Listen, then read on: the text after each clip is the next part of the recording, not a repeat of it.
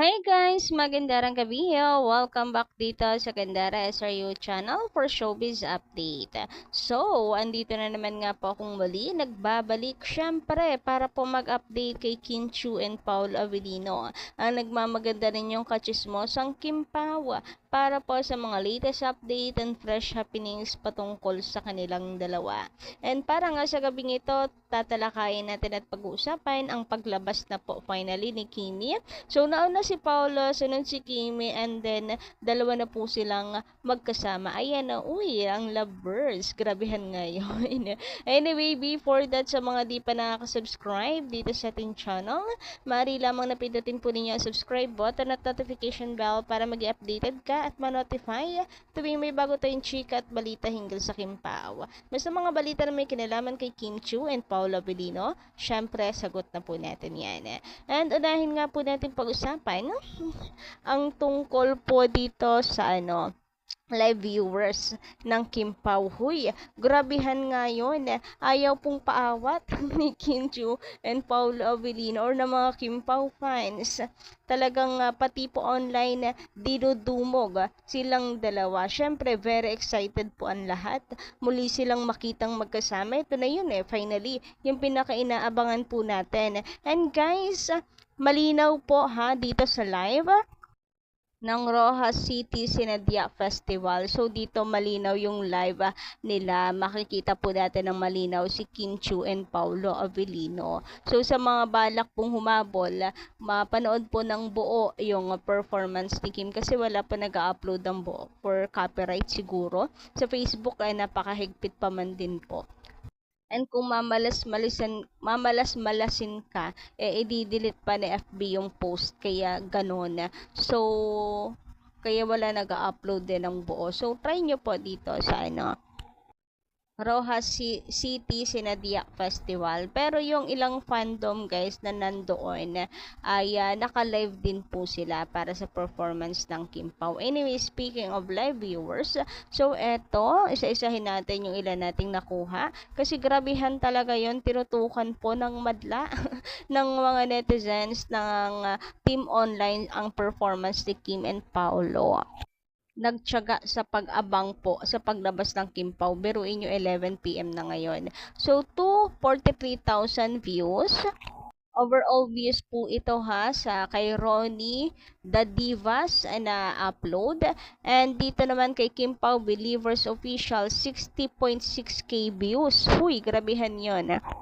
60k, dami nakaabang talaga. And 286 naman total live views po ito kay Biyahing Kapiznon as of nung lumabas ang Kim Pao na magkasama na sila. And then Kim Pao PH, total views naman po nila 17.1k. Again, hindi po yan concurrent viewers, yan po ay yung total live views. Sa live naman ni Capiz the Best for Kim Pao, exclusive for Kim Pao lang ata yung kanyang live dito. Well, at least para po sa mga nagmamadaling mapanood ang Kim Pao, 25.2k views. Huy, grabihan yon. Kung pagsasama-samahin natin, ang laki din guys And dito naman concurrent live viewers kay Kim Pao Believers Official, concurrent live viewers to 1k siya, pero in total live views niya ay 60.6k views. Huy, grabihan, ang dami po talagang Team Online. Sabik na sabik sa muli pong pag-perform ni Kim and Paolo Avellino. Samantala, dumako naman tayo dito sa exciting part. Well, hindi po lahat ng live ating nakuha ng screenshot. Marami pa pong lives. Hindi natin kayang isa-isahin. Anyway, dito sa pinaka-exciting part, nag-duet po ang Kim Pao. At yung kinanta nila dun po sa Chowli Day, yun din po ang kinanta ng Kim Pao. So, ang sweet and bagay na bagay po sa kanila yung mga ganito pong duet. Nakakakilig ang Kim Pao, grabehan yun. Kung nanonood lang po kayo ng videos, grabe yung tilian talaga ng mga tao. as per inaasahan naman po natin. And the same time, nag-promote din po ang Kim Pao ng kanilang movie na My Love Will Make You Disappear. Guys, pasensya na kung medyo late yung atin pong pag-upload. Syempre, nanonood din po tayo ng live plus magpo-voice over then edit pa, kaya ganoon. Pagpasensyahan nyo na po, but at least, diba, we're trying our best. Pag sabay-sabayin, multitasking din tayo. And bukod sa duet, huy, grabihan. Ayan no, ang Papi Paolo, in-screenshot ko agad-agad. Kasi nga, may pagpunas po ng pawis ni Kimi. Kasi sabi niya, pawis na pawis ka. Dami, sumayaw ka ba? Sumayaw naman po kasi si Kimi. Yung APT, sinayaw po niya. And sabi nga ni Kimi, nagpapalambing siya kay Paolo. Uy, grabihan nga yung lambingan ng Kim Pao. Ang lalanda, nasa gitna kayo ng stage. Uy, wala sa bahay. Charot lang. So, sabi nga po ni Kimi, ang dami daw niya kasing ginawa with pabebe, pabebeng boy, pabebeng voice. So, imagine niyo na lang yung mga hindi pa nakapanood. Ang dami daw niya kasing ginawa. Punasan mo naman yung pawis ko. Uy, grabehan talaga, nakakakilig. Bakit gano'n? Ang nila, lalantod dyan sa stage. Charot lang. So, ayun, daming tilian tuloy. Tilian tuloy yung mga tao. Pati tayo na team online ay tumitili rin kahit ating gabi na. Maglandian ba naman yung Kim Pao sa harapan mo ay ewan ko na lang talaga kung hindi ka mapairit sa sobrang kilig. Super bagay po ng dalawa and I love Kim Chi's outfit. Pumupuso-puso. And eto pa, si Paolo, finally, nag-joke. Si Kimi tuwang-tuwa din kasi parang first time niya rin mag-joke si Paolo sa harap ng maraming tao. Uy, si Kimi hinighlight talaga siya at pinapapalakpak yung mga tao. Kasi siguro she want to save that memory din. Changes of Paolo Avellino.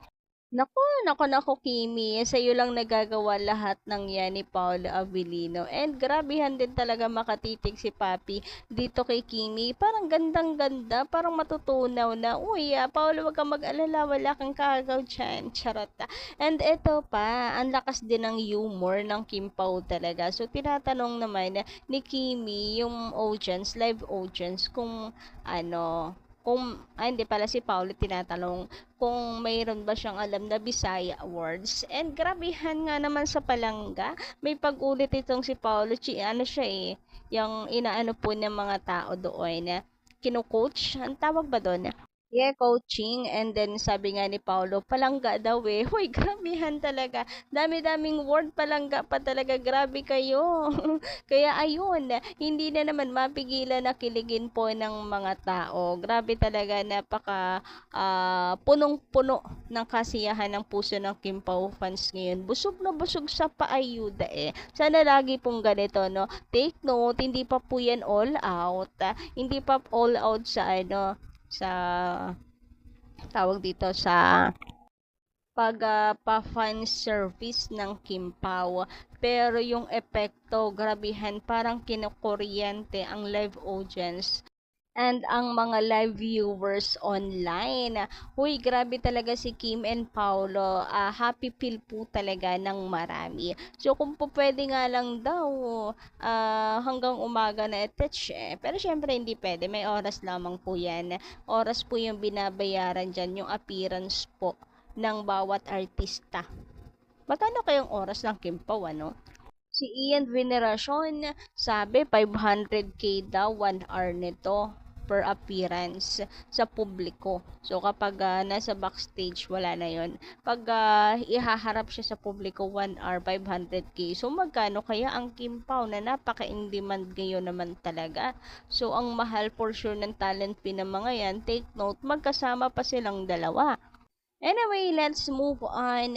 So, yaan na po natin yung talent fee ng Kim Pao. Basta ang importante ay napasaya nila tayong lahat. Looking forward po tuloy lalo sa movie ng Kim Pao kapag nag-fan service na sila. Bisita bawat mall. Ang daming paayuda for sure. Yan naman po ang pinaka-inaabangan ng mga fans kasi for sure, limitless ang paayuda sa Kim Pao. Sana nga wag naman po nilang ang Kim Pao pagdamutan ng fan service kasi sabi baka daw hindi ito todo ang pagpapakilig kasi halata naman na mag-jowa yung dalawa. Pero syempre for the sake of fans, 'di ba, satisfaction, pwede rin naman na ano, itodo nila to the highest level since minsan lang and first movie naman nila. So, yun lang guys ang ating update ngayong gabing ito. Maraming salamat sa pakikinigan. Kita-kits sa susunod nating update. Maraming salamat.